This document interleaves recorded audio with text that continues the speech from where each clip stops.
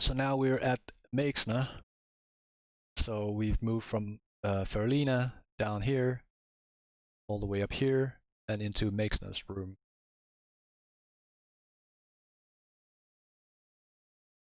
So up here we have a couple of timers. One is called cocoons, one is called spiders, and one is called web spray. And then we got another one here called necrotic poison. The necrotic poison is only important for the druids. It basically means that you should have abolished poison on the tank the whole fight. But the three up here is the primary abilities of the encounter, which is cocoons, spiders, and web spray.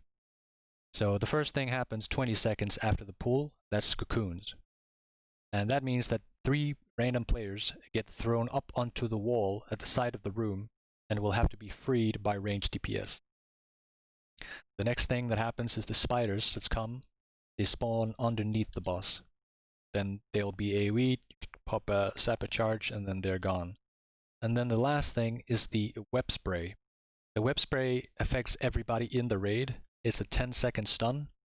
It includes the main tank, it includes the healers, it includes everybody. Everybody gets stunned for 10 seconds. Of course, not the boss, which means that she'll be attacking the tank during this time. So 10 seconds without a heal means that the tank will die unless the healers have coordinated like who's going to put up the healing over time effects up on the tank prior to the stun.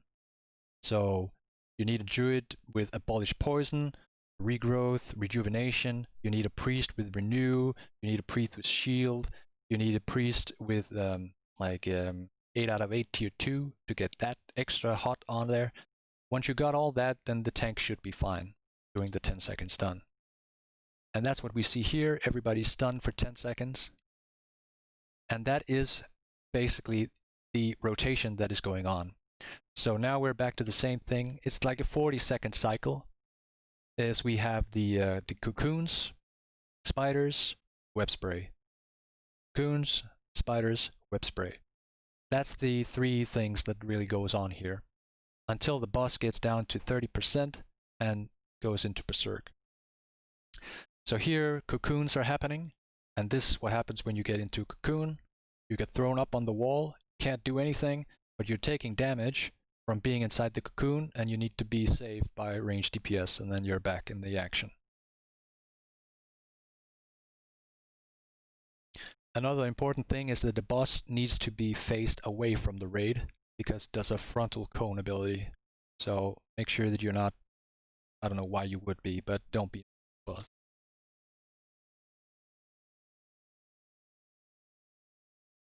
So now the boss is enraged, berserked, cannot be removed, just gotta power through it. But what's important here is that the stun that'll happen, that the boss will deal much more damage, right? So HOTS might not be enough to save the tank here.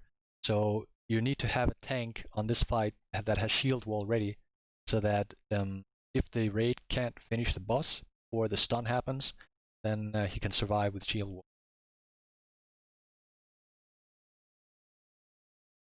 So there's the stun. And that's a dead tank, but they got the kill anyway. Any questions about this?